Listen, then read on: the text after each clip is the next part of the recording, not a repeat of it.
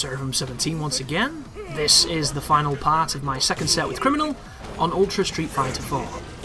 This has been played on the Xbox 360 for people interested who might want to partake in a series like this. And I'm playing as Seth, my main, and Criminal is playing as Oni, who is a character that he's been experimenting with and having a lot of fun with. There's been 2 videos so far in the series. This has all been from the same session, these were all in a row.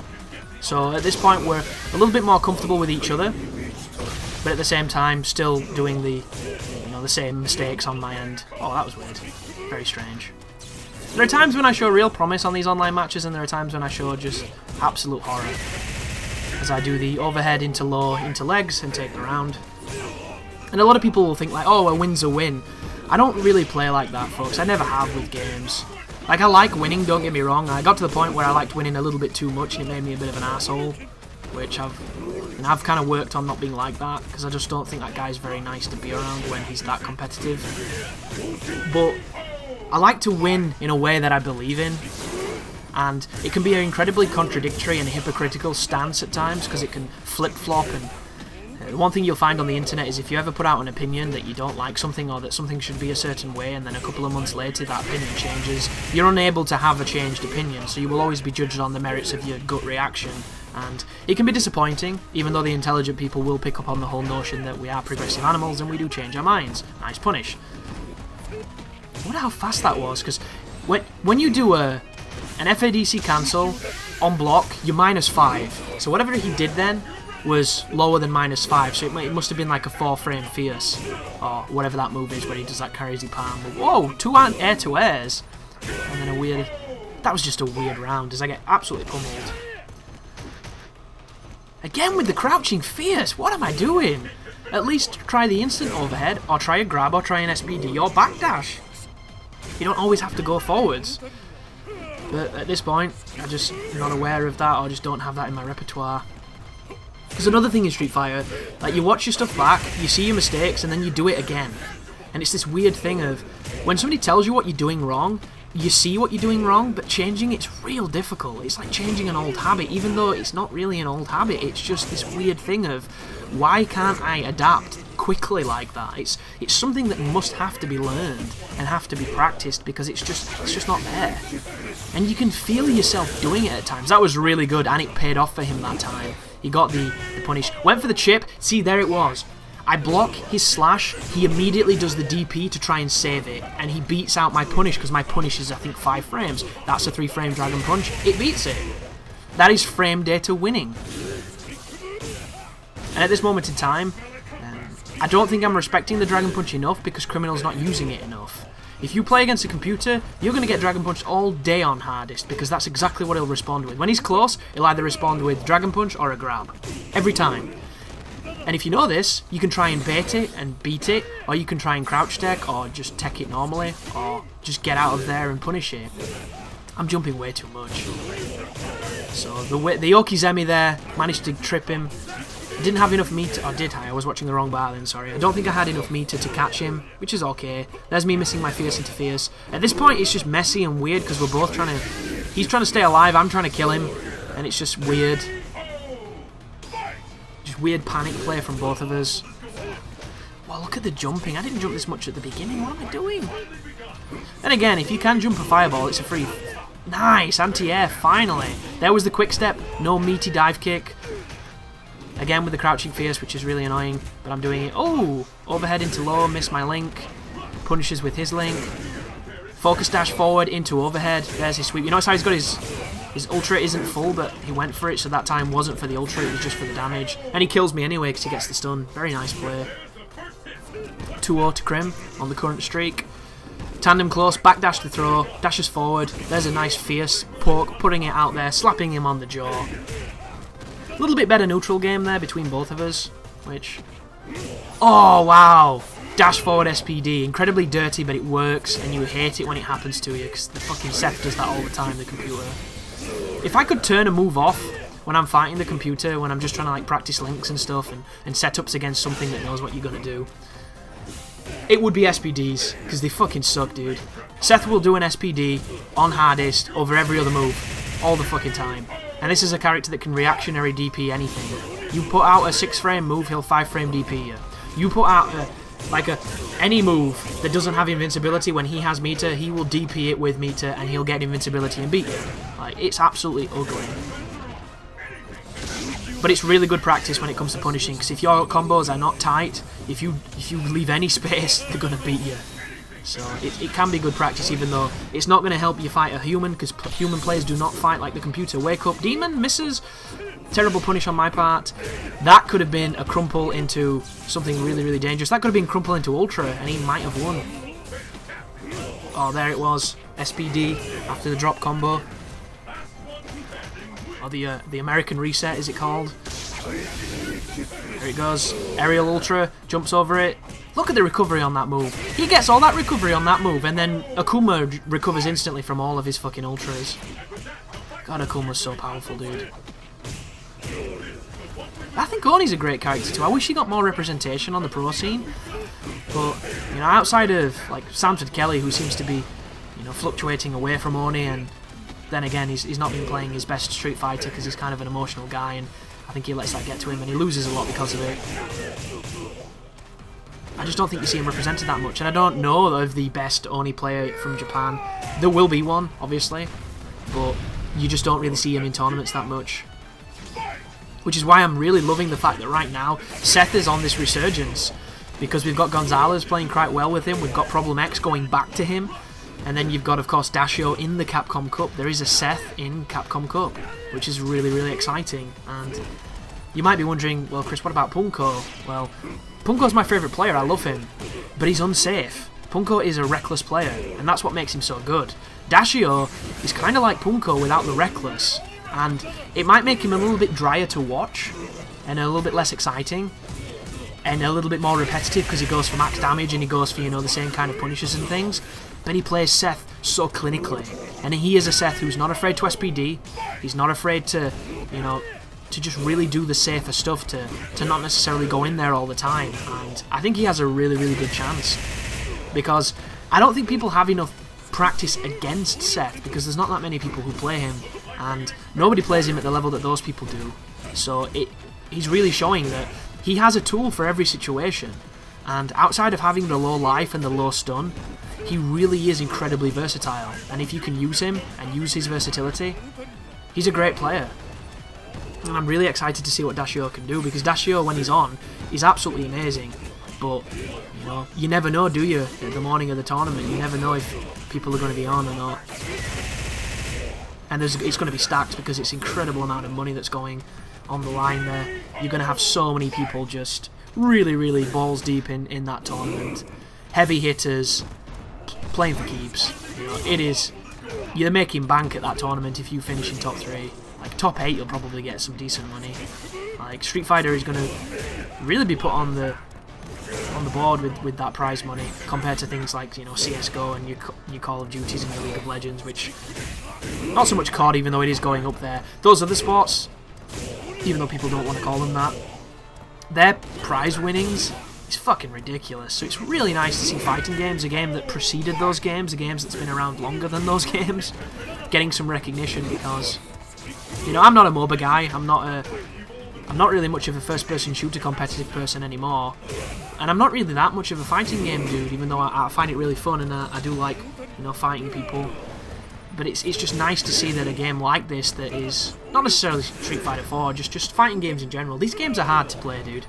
You put me on League of Legends and I bet I can learn to play it in a day. I might not be very good, but I can at least learn to compete.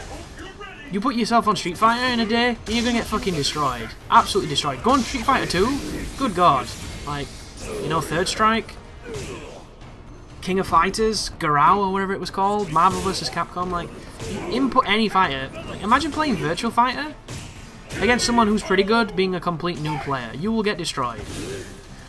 On League of Legends or Call of Duty, or even, I don't play Counter-Strike, but I imagine Counter-Strike is all about that aim. So if you've got good aim, you might be able to compete against people who aren't exactly top tier, but I'll use Call of Duty because it's a better example. I know people might think I'm picking on MOBAs, it's not my intentions. Like I said, I don't play those games, so they might be the most complicated game ever existing, but I just don't think they are. I think their appeal is that while they can be played at an incredibly high level, they're also really accessible in ways that, you you know, Street Fighter Third Strike wasn't. But Call of Duty, I could go up against a pro and I would probably kill him. I might only kill him once and he kills me 30 times, but there are moments where I would probably win a gunfight, and that's not because, you know, I'm an amazing player or he's not an amazing player, it's just because of the way the game works. Like, you would have a chance to actually get a victory. There is no way in hell, if you went up against a pro player with 1 day experience in a fighting game, that you are going to win a round. It just doesn't happen. Like, you could be Vanilla Sagat up against, I don't know, like Vanilla Akuma or something, somebody who's got really low life, like Vanilla Seth, and you just, that Sagat, on his best day, can kill you in 1 combo, if you're Seth, on Vanilla. But that pro player will still destroy you because you don't know how to play, and it's just that distinction of, like, they really do take time, and it's real time, and it's almost like weight training or learning an actual skill, because people like to really diminish the value of video games.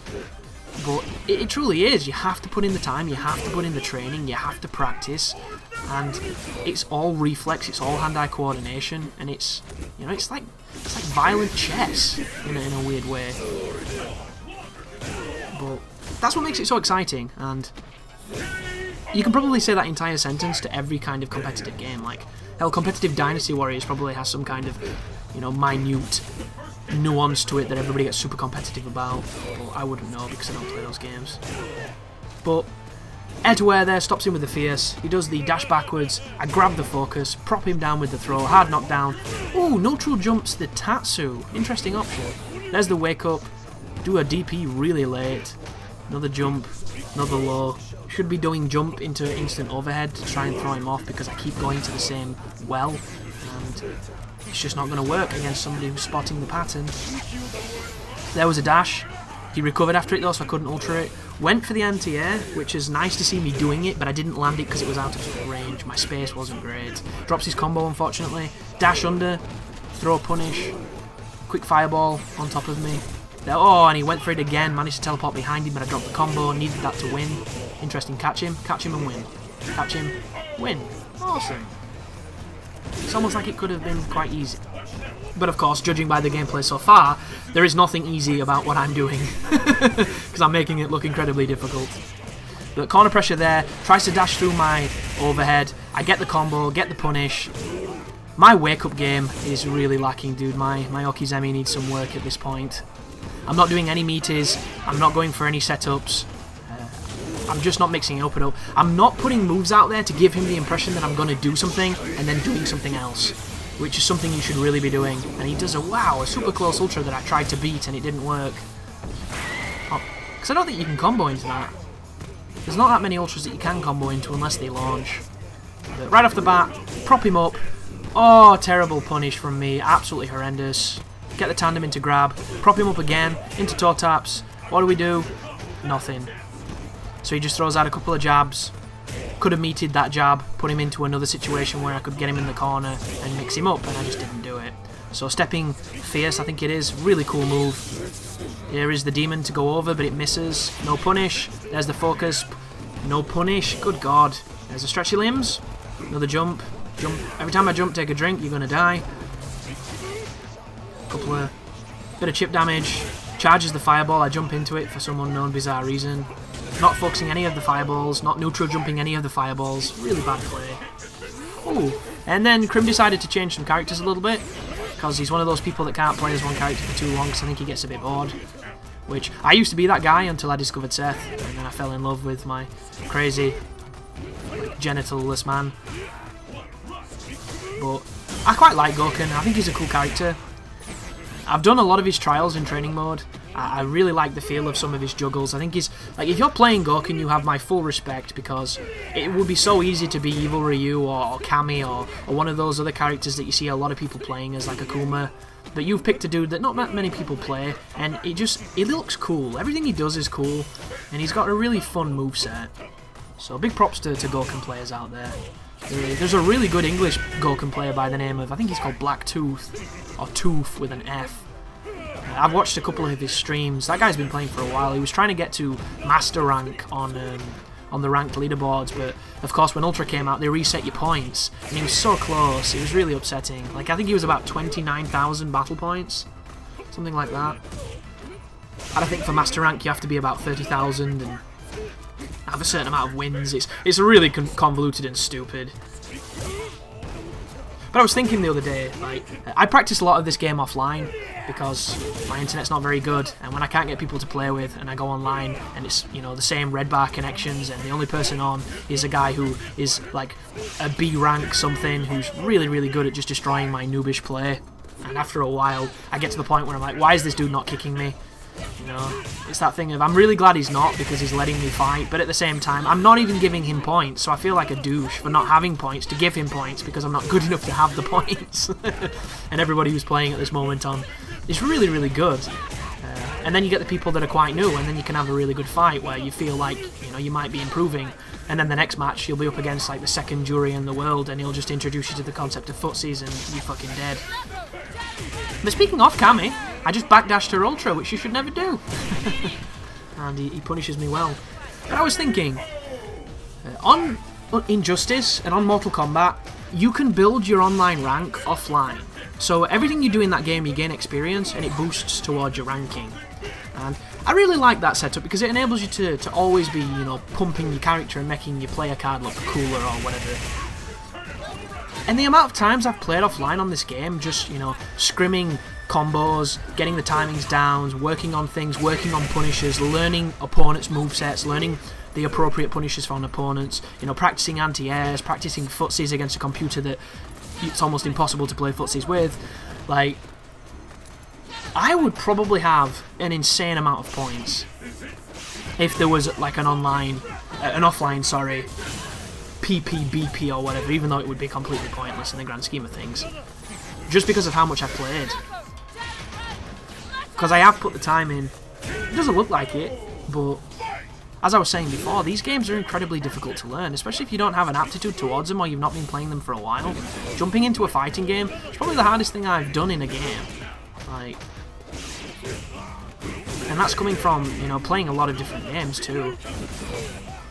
And I always try and compare it to things like Guitar Hero, where, you know, you start Guitar Hero, you're playing on easy or you're playing on normal, and then you play some of those tougher songs, you're like, this is absolutely impossible, how do you do this? And then in a couple of weeks or a couple of months, as you've played it more, you're an expert, and, you know, it just makes more sense, and you get better, it becomes different, and you just become a much better player. Whereas on a fighting game, you can get to the point where you've put in the time, you know some combos, you know some setups, you know what to do in certain situations, and then you go online, you play against a human, and he doesn't give you any of those situations to punish, and you just get destroyed.